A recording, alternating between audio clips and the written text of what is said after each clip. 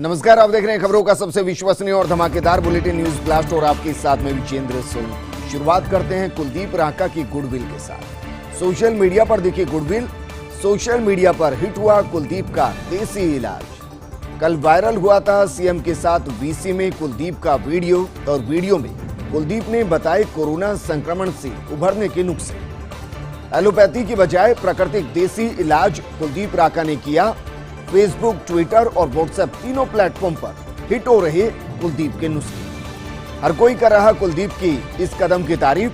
सचमुच social media पर एक स्टार बनकर उभरे हैं कुलदीप रांका। और जिस तरीके से न सिर्फ उन्होंने कोरोना से जंग को जीता, बल्कि अपने देसी अंदाज में उन्होंने बाकायदा ये भी बताया कि किस तरीके से देसी नुस्खों के जरिए न सिर्फ कोरोना से लड़ा जा सकता है, बल्कि रोग प्रतिरोधक क्षमता को भी बढ़ाया जा सकता है। कई अन्य बीमारियों से दूर रहा जा सकता है।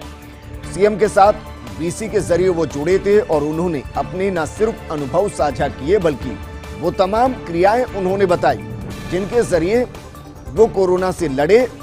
एलोपैथी की बजाय प्राकृतिक देसी इलाज किस तरीके से उन्होंने किया, ये बताया गया। और जैसे उन्होंने बताया, ये सभी को इतना पसंद आया कि सोशल मीडिया का कोई भी प्लेटफॉर्म हो, चाहे वो फेसबुक हो, ट्विटर हो, व्हाट्सएप हो, तीनों ही प्लेटफॉर्म पर कुलदीप के नुस्खे हिट होते नजर आए। लोग काफी ज्यादा न सिर्फ इनको शेयर करते हुए दिखाई दिए, बल्कि इनकी तारीफ करते हुए भी नजर आए। हर कोई कुलदीप के इस कदम की तारीफ कर रहा है और वाकई में सोशल मीडिया पर एक स्टार बनकर उभरे हैं कुलदीप रांका। वहीं सवाल यह कि क्या भारत 2025 में ही होगा जनसंख्या में नंबर 1? हिंदुस्तान टाइम्स के संपादकीय में ये सवाल उठाया गया। चीन के ताजा जनसंख्या आंकड़ों से यही तस्वीर सामने आई है। चीन मात्र 0.53% वृद्धि दर के साथ 141 करोड़ पर पहुंचा।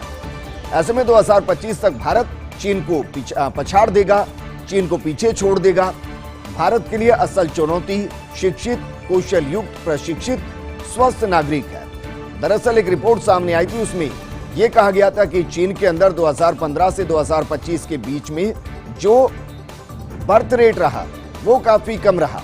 इसके बाद हालांकि चीन ने एक बच्चे की जो लिमिट वहां पर लगा रखी थी उसको भी हटा दिया है। अब वहां 2 बच्चे किए जा सकते हैं। और इसके पीछे की बड़ी वजह यह है कि चीन के अंदर जो युवाओं की संख्या है वो बहुत तेजी से गिर रही है, यानी कि चीन धीरे धीरे बूढ़ा हो रहा है। और अगर अभी उनके अंदर इस वृद्धि दर को बढ़ाया नहीं गया तो चीन के अंदर सिर्फ बूढ़े लोग नजर आएंगे। और इसीलिए सवाल यह है कि 0.53% वृद्धि दर के साथ जो चीन आगे बढ़ता हुआ 141 करोड़ तक पहुंचा, ऐसे में 2025 तक भारत जिस वृद्धि के साथ आगे बढ़ रहा है, मुमकिन है कि 2025 तक की वो चीन को इस मोर्चे पर पछाड़ देगा, यानी कि चीन से भी ज्यादा आबादी भारत की हो जाएगी। ऐसे में जो भारत के सामने सबसे ज्यादा बड़ी चुनौती होंगी वो शिक्षा हो, कौशल युक्त रोजगार होगा, जो लोगों को प्रशिक्षित करना होगा। और इससे भी बड़ी चुनौती जो वर्तमान तस्वीर में उभरकर सामने आ रही और वो होगी स्वस्थ नागरिक, यानी कि स्वास्थ्य सेवाएं इस तरह की देना कि वो बीमारियों से दूर रहे। और सवाल यह है कि आखिर कौन है बंगाल में बीजेपी की हार से खुश? बीजेपी की हार से मध्य प्रदेश बीजेपी का एक वर्ग दुखी नहीं है। पार्टी की हार से मामा समर्थक मन ही मन खुश है। दमोह चुनाव में बीजेपी की करारी हार के बावजूद शिवराज सिंह की कुर्सी को कोई खतरा नहीं है। शिवराज विरोधी खेमा है अभी पस्त और शिवराज के इस बार मुख्यमंत्री बनने को बताया जा रहा स्टॉप गैप अरेंजमेंट। बंगाल चुनाव को लेकर कैलाश विजयवर्गीय समर्थकों के मन में लड्डू फूट रहे थे। चर्चा थी कि बंगाल विजय होने पर विजयवर्गीयों को मुख्यमंत्री पद का तोहफा मिलेगा। इसके अलावा बंगाल चुनाव में 20 सीटों के प्रभारी मंत्री नरोत्तम मिश्रा भी थे सीएम की कुर्सी की ताकत। असम प्रभारी के नाते केंद्रीय मंत्री नरेंद्र सिंह तोमर की भी सीएम की कुर्सी पर नजर थी, लेकिन बंगाल चुनाव परिणाम से सभी समीकरण उल्टे पड़ गए। जो भी उम्मीदें थी वो धराशायी रह गई। पार्टी का केंद्रीय नेतृत्व अब नहीं ले सकता कोई रिस्क। अब मामा विरोधी तीनों दावेदार नेता, फिर बात चाहे विजयवर्गीय की हो, मिश्रा की हो या तोमर की हो, उनके अरमान ठंडे बस्ते में चले गए। यानी कि बीजेपी की पश्चिम बंगाल में हार से मध्य प्रदेश के अंदर मामा की कुर्सी बचती हुई दिखाई दे रही है।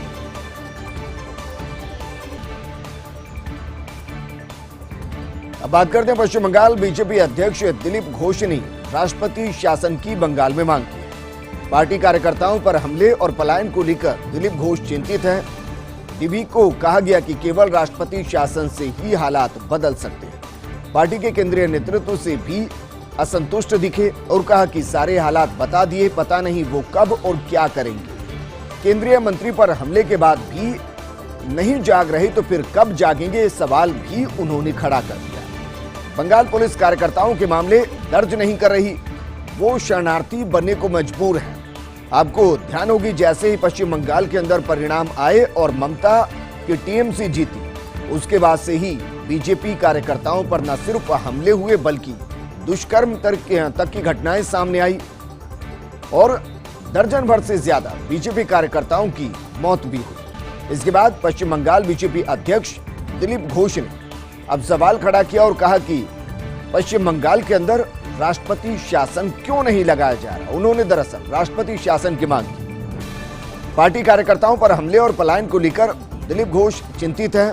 इस दौरान डीबी के साथ इंटरव्यू दिया और कहा कि केवल राष्ट्रपति शासन से ही हालात बदल सकते हैं। यानी कि वो ये अंदेशा जता रहे हैं कि टीएमसी की सरकार बनने के बाद बीजेपी का जिन कार्यकर्ताओं ने साथ दिया, अब उन पर टीएमसी के कार्यकर्ता गुंडे बनकर हमला कर रहे हैं। वो सिर्फ टीएमसी से नाराज नहीं बल्कि केंद्रीय नेतृत्व से भी असंतुष्ट नजर आ रहे हैं। उन्होंने कहा कि सारे हालात बाकायदा केंद्र को बता दिए गए हैं, केंद्रीय नेताओं को बता दिए गए हैं। न जाने कब और क्या वो कार्रवाई करेंगे, कब वो कदम उठाएंगे। केंद्रीय मंत्री पर हमले के बाद भी अगर नहीं जाग रहा केंद्रीय नेतृत्व तो कब जागेगा, ये भी सवाल उन्होंने खड़ा किया है। उन्होंने बंगाल के अंदर पुलिस पर भी सवाल खड़े किए। उन्होंने कहा कि बंगाल की जो पुलिस है वो बीजेपी कार्यकर्ताओं के मामले दर्ज ही नहीं कर रही और हालात ये हो चले कि अपने ही प्रदेश में, अपने ही जिले में, अपने ही गांव कस्बे के अंदर, बंगाल के अंदर बीजेपी के कार्यकर्ता शरणार्थी बनने को मजबूर हो गए। और अब बात करते हैं पलानी स्वामी की, जिनका दिल है कि मानता नहीं। तमिलनाडु के निर्वर्तमान मुख्यमंत्री हैं पलानी स्वामी। सीएम की कुर्सी गई लेकिन सोशल मीडिया अकाउंट छोड़ने को तैयार नहीं। तमिलनाडु सीएम की ऑफिशियल ट्विटर, फेसबुक, इंस्टाग्राम को नहीं छोड़ रहे। उनकी टीम ने अकाउंट्स को निजी अकाउंट में बदल दिया, लेकिन वेरीफाइड अकाउंट को नहीं दे रहे अधिकार। अब नए मुख्यमंत्री ए.के. स्टालिन पर नजर है, कैसे छीनेंगे अपने पूर्ववर्ती से, ये वो सवाल खड़ा हो रहा है। हाल ही विधानसभा चुनाव में हारने पर पलानी स्वामी की सरकार सत्ता से बाहर हो गई, लेकिन जिस पर अधिकार था वो अब छूट नहीं रहा है। सीएम की कुर्सी चली गई है, सच्चाई है, लेकिन सोशल मीडिया अकाउंट्स वो छोड़ने को तैयार नहीं है। कमाल की बात यह है कि जो ऑफिशियल मुख्यमंत्री का ट्विटर, फेसबुक और इंस्टाग्राम अकाउंट है उनको भी नहीं छोड़ रहे, जबकि वो वर्तमान में मुख्यमंत्री नहीं है। उनकी टीम ने अकाउंट्स को निजी अकाउंट्स में बदल दिया है, लेकिन वेरीफाइड अकाउंट को अधिकार नहीं दे रहे हैं। अब नए मुख्यमंत्री जो कि एम.के. स्टालिन हैं, वो ये सोच रहे हैं कि भला पूर्ववर्ती मुख्यमंत्री से ये सब छीना जाए तो किस तरीके से लिया जाए। हाल ही विधानसभा चुनाव में हारने पर गई है पलानी स्वामी की सरकार। और अब बात करते हैं जयपुर की, क्योंकि जयपुर में अधिकांश जगहों पर वैक्सीनेशन का काम ठप है। सीएमएचओ प्रथम के क्षेत्र में आज नहीं हो रहा वैक्सीनेशन। दोनों ही कैटेगरी के लाभार्थियों को वैक्सीन नहीं मिल पा रही है। कल शाम पहुंची है वैक्सीन की 3,60,000 डोज, लेकिन अभी तक वैक्सीन साइट्स तक ये वैक्सीन नहीं पहुंच पाई। कल पहुंची वैक्सीन डोज जानी है अन्य जिलों में भी, जबकि सीएमएचओ सेकंड ने कहा उनके एरिया की 42 साइट्स पर वैक्सीनेशन हो रहा है। दरअसल जयपुर को दो हिस्सों में बांटा गया है वैक्सीनेशन प्रोग्राम के जरिए, जयपुर 1 और जयपुर 2। जयपुर 2 के अंदर 42 साइट्स ऐसी हैं जहां पर वैक्सीनेशन हो रहा है, लेकिन जयपुर 1 के अंदर वैक्सीन का काम आज ठप पड़ा है। ना तो 18+ को वैक्सीन लग रही है और ना ही 45+ को वैक्सीन लग रही है। वजह बिल्कुल साफ है, वैक्सीन सेंटर तक पहुंची नहीं और इसलिए वैक्सीनेशन कार्यक्रम आगे नहीं बढ़ पाया। दोनों ही कैटेगरी के लाभार्थियों को इसका लाभ नहीं मिल पा रहा है। यह भी सच्चाई है कि वैक्सीन की 3,60,000 डोज कल जयपुर पहुंची है, लेकिन वो डोज सिर्फ जयपुर के लिए नहीं है, वो अन्य जिलों के अंदर भी पहुंचनी है और इसलिए जयपुर 1 के अंदर जो सेंटर्स बनाए गए हैं वहां वैक्सीन पहुंची नहीं। उम्मीद कीजिए कि कल वैक्सीन लगती हुई जयपुर 1 और जयपुर 2 दोनों के अंदर दिखाई दे, क्योंकि जाहिर है 3,60,000 में से कुछ वैक्सीन तो होगी जो जयपुर के लिए होगी और वो जयपुर 1 और 2 के अंदर युवाओं को लग सकती है। कोरोना संकट के दौरान झालाना लेपर्ड सफारी से खुशखबरी आ रही है। मादा लेपर्ड एलके दिखी 3 शावकों के साथ। लालाकुंड क्षेत्र में कैमरा ट्रैप में मादा लेपर्ड और तीनों शावकों की फोटो आई। फिलहाल झालाना लेपर्ड सफारी में पर्यटन गतिविधियां बंद हैं। तीनों शावकों के दिखने के बाद क्षेत्र में मॉनिटरिंग बढ़ा दी गई है और मॉनिटरिंग इसलिए भी बढ़ाना जरूरी क्योंकि पर्यटन तो बंद है, लेकिन ऐसा ना हो कि कोरोना की जद वन्य जीवों तक पहुंच जाए, क्योंकि इस तरीके के केस अब जयपुर में दिख रहे हैं। नाहरगढ़ बायोलॉजिकल पार्क के अंदर केस सामने आया है। एशियाटिक कैट शिकार हुई है, हालांकि दोबारा सैंपल भेजा गया है, लेकिन ये खुशखबरी है। खुशखबरी इसलिए क्योंकि झालाना लेपर्ड सफारी से एलके 3 शावकों के साथ दिखी है। एलके दरअसल मादा लेपर्ड है, 3 शावकों के साथ दिखी, यानी कि 3 शावकों को जन्म दिया है। लालाकुंड क्षेत्र में कैमरा ट्रैप के अंदर मादा लेपर्ड और तीनों शावकों की फोटो आई, जो फोटो हम आपको दिखा रहे हैं, और ये वन्य जीव प्रेमियों के लिए बेहद सुखद खबर है। फिलहाल झालाना लेपर्ड सफारी में पर्यटन गतिविधियां बंद हैं। तीनों शावकों के दिखने के बाद क्षेत्र में मॉनिटरिंग बढ़ा दी गई ताकि इन शावकों को कोई दिक्कतें ना हो, कोई समस्या ना हो।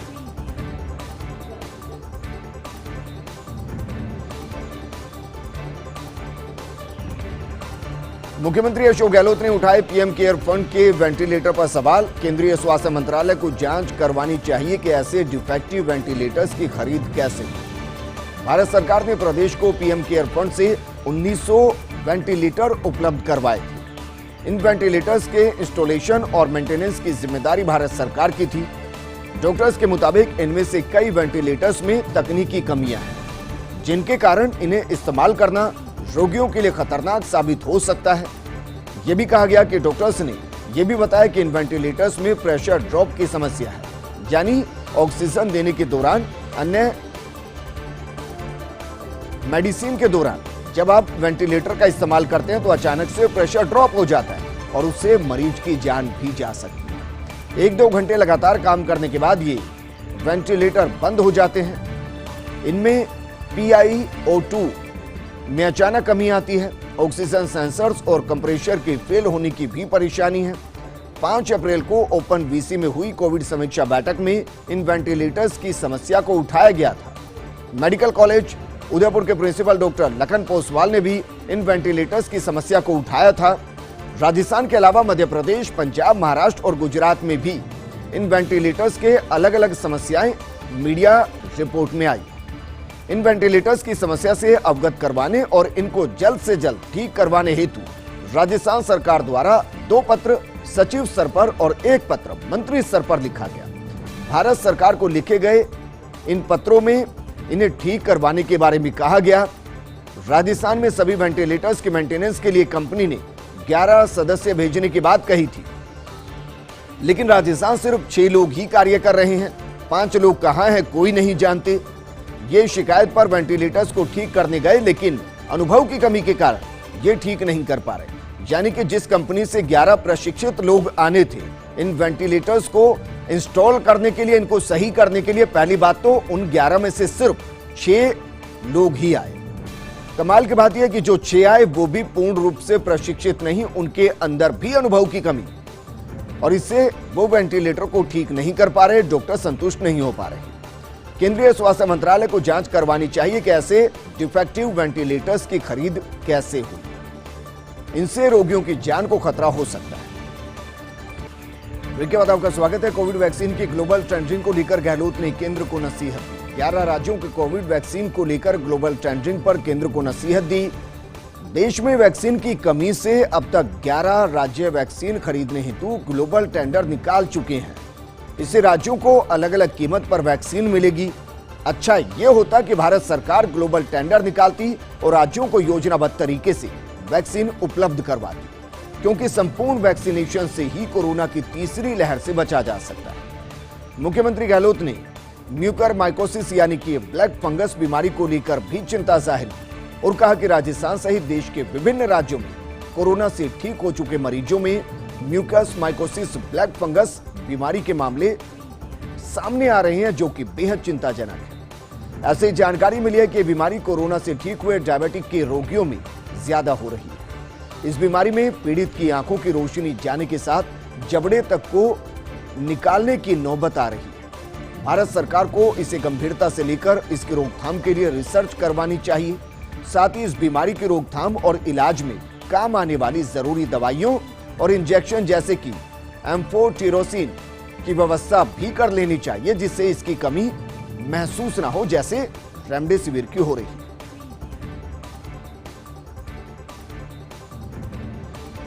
वहीं कोविड संकट के समय काम आ रही सरकार की पीआर। सरकार के सभी विभाग जुटे उपलब्धियों की बखान करने में।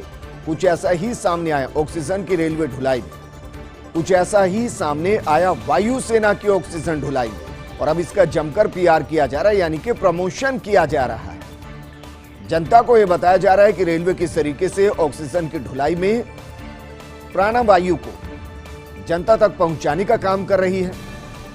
वायुसेना भी इसमें लगी हुई है। जमकर पीआर किया जा रहा है और यह बताया जा रहा है कि कैसे हवाई मार्ग से अलग अलग राज्यों के अंदर वैक्सीन पहुंचाई गई, विदेशों से वैक्सीन और अन्य दवाई मंगाई गई।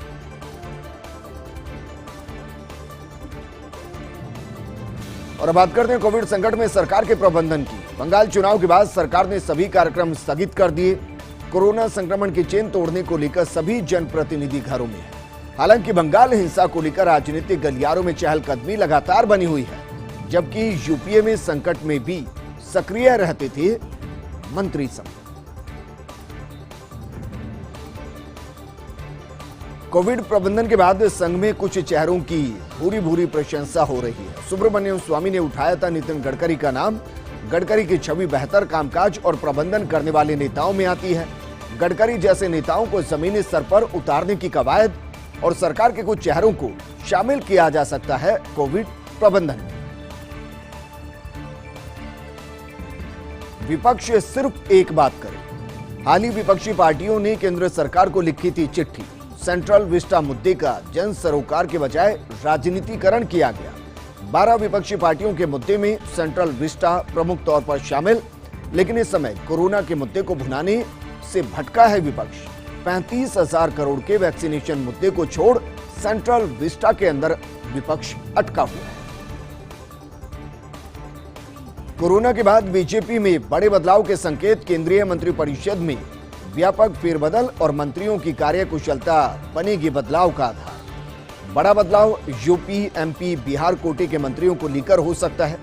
राजस्थान कोटे के मंत्री भी बदले जा सकते हैं। प्रभावी चेहरों को मिलेगी फेरबदल में जगह, जबकि बड़े मंत्रालय बदले जा सकते हैं। नए गवर्नर बनाए जाने के भी संकेत मिल रहे हैं। कर्नाटक समेत कुछ राज्यों में बड़े चेंज दिखने को मिल सकते हैं। राजस्थान रोडवेज की मोक्ष कलश स्पेशल बस सेवा को लेकर नई समस्या। 23 कलश पूरे होने पर एक कलश के साथ अभी 2 यात्रियों का प्रावधान है। सरकार ने 50% यात्रियों के साथ ही बस संचालित करने के निर्देश दे रखे हैं। ऐसे में अब 11 कलश और 22 यात्री ही हरिद्वार जा सकते हैं। रोडवेज प्रबंधन ने बाकी यात्रियों के पुनर्भरण के लिए राशि मांगी है। राजस्थान रोडवेज प्रबंधन ने राज्य सरकार को प्रस्ताव भेजा। वहीं उत्तर प्रदेश परिवहन विभाग की दूसरी प्रदेश से आने वाली बसों पर रोक है। ऐसे में हरिद्वार नहीं जा पा रही रोडवेज की बसें, यूपी सरकार से बात कर बसों के संचालन की अनुमति दिलवाने का प्रस्ताव दिया गया। और अब बात करते हैं उस सवाल की जो हर किसी के जहन में है। आखिर कहां जाकर रुकेगी पेट्रोल डीजल की कीमत? चुनावी चुप्पी के बाद फिर सुरसा के मुंह की तरह खुला तेल कंपनियों का मुंह 11 दिन में पेट्रोल 2 रुपए और डीजल 2 रुपए 37 पैसे प्रति लीटर महंगा हो चुका है। कोरोना संकट के दौर में आम आदमी को डसने लगी है तेल की कीमतें, जबकि अंतर्राष्ट्रीय बाजार में कच्चे तेल की कीमत गिरी और कीमतें $71 प्रति बैरल से गिरकर $63 प्रति बैरल पर पहुंच चुकी है। बावजूद इसके देश में तेल कंपनियां खेल रही आम आदमी के साथ। अगर आज की बात की जाए तो आज पेट्रोल 98 रुपए 77 पैसे प्रति लीटर और डीजल 91 रुपए 57 पैसे प्रति लीटर के उच्चतम स्तर पर पहुंच चुका है। तेल की कीमतें बढ़ने से खाद्यान्न, खाद्य, निर्माण और अन्य जरूरी वस्तुएं भी महंगी हो गई हैं। केंद्र और राज्य सेंट्रल एक्साइज और वैट में कमी करने को भी तैयार नहीं। हालांकि राज्य सरकार पिछले दिनों वैट में 2% की कमी कर चुकी है। जल्दी केंद्र ने कदम नहीं उठाए तो पेट्रोल 100 का आंकड़ा छू सकता है, यानी कि शतकवीर हो सकता है। वहीं अक्षय तृतीया का अबूझ सावाज नहीं बजेंगी शहनाइयां, 90% शादियां कैंसिल हो चुकी हैं। करीब 2500 करोड़ रुपए का वेडिंग कारोबार प्रभावित हुआ है। जयपुर जिला प्रशासन को 350 शादियों की सूचना मिली। प्रदेश भर में 50,000 से ज्यादा शादियां स्थगित हो गई हैं। करीब 10,000 से ज्यादा मैरिज गार्डन की बुकिंग निरस्त हो चुकी है। होटल रिसोर्ट कारोबारियों को भी बुकिंग निरस्त होने से झटका लगा है। कोरोना की कड़ी पाबंदियां और संक्रमण के खतरे के बावजूद बाल विवाह की जिद है। पिछले साल राजस्थान में 48 बच्चियों को बालिका वधू बनने से रोका गया। 525 से ज्यादा बाल विवाह राजस्थान में होते हैं। 18 बाल विवाह के सर्वाधिक केस अकेले भीलवाड़ा से सामने आए। वहीं 5,584 बाल विवाह रोकथाम के लिए मंत्रालय की चाइल्ड लाइन पर कॉल दर्ज किए गए। 17 जिले ऐसे हैं जहां पर बाल विवाह की भनक प्रशासन को नहीं लगी। और अब बात करते हैं प्रदेश में कोरोना के बढ़ते आंकड़े की। दरअसल बीते 24 घंटे की बात की जाए तो 155 मरीजों की मौत हुई, जबकि 24 घंटे में कोरोना की 14,289 नए पॉजिटिव केस सामने आए। हालांकि इस दौरान 13,270 केस कोरोना से रिकवर हो चुके हैं। मई के महीने में एक दिन में कोरोना पॉजिटिव मरीजों का आंकड़ा ये सबसे कम है। इस बुलेटिन में फिलहाल इतना ही, लेकिन आप बने रहिए फर्स्ट इंडिया न्यूज के साथ, क्योंकि खबरों का सिलसिला लगातार जारी है। नमस्कार।